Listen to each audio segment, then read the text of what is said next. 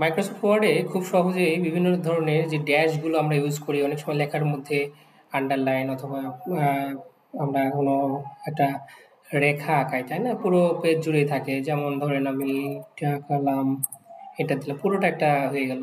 এটা খুব সহজে করা যায়। আমি জাস্ট একটা উদাহরণ দেখালাম আপনাদেরকে।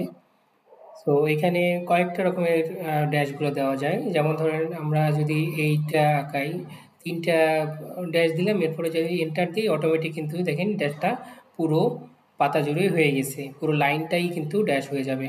একই রকমভাবে আপনি আন্ডারস্কোর যখন যেটা দিচ্ছি আমরা, এটাকেও আমি যদি ৩টা মাত্র করি, করার পরে এন্টার দিই, দেখেন পুরোটা হয়ে গেছে। ২টা করলে কিন্তু হবে না, ৩টাই করতে হবে। একই রকমভাবে আমি যদি শুধু যেটা আমাদের হাইফেন বলি, সেই হাইফেন দেওয়ার পর যখন আমি এন্টার দেব তখন কিন্তু একটা থিন একটা লাইন হয়ে যাবে। আন্ডারস্কোর দিলে মোটা, আর ড্যাশ শুধুমাত্র দিলে সেটা পাতলা হবে।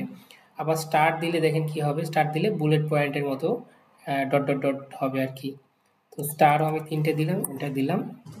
তো এটা কিন্তু খুব সহজে আমরা করে ফেলতে পারি। অনেকে কি করে, এটা নিচে আন্ডারলাইন করি আমরা, সিলেক্ট করে ইউজ অ্যাপ্লাই আন্ডারলাইন হয়, আন্ডারলাইনের বিভিন্ন ধরনের আছে, ড্যাশ আছে, এগুলোকে আমরা করতে পারি।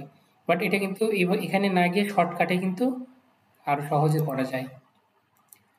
থ্যাংক ইউ, সবাই মনে হয় এটা বুঝতে পেরেছেন।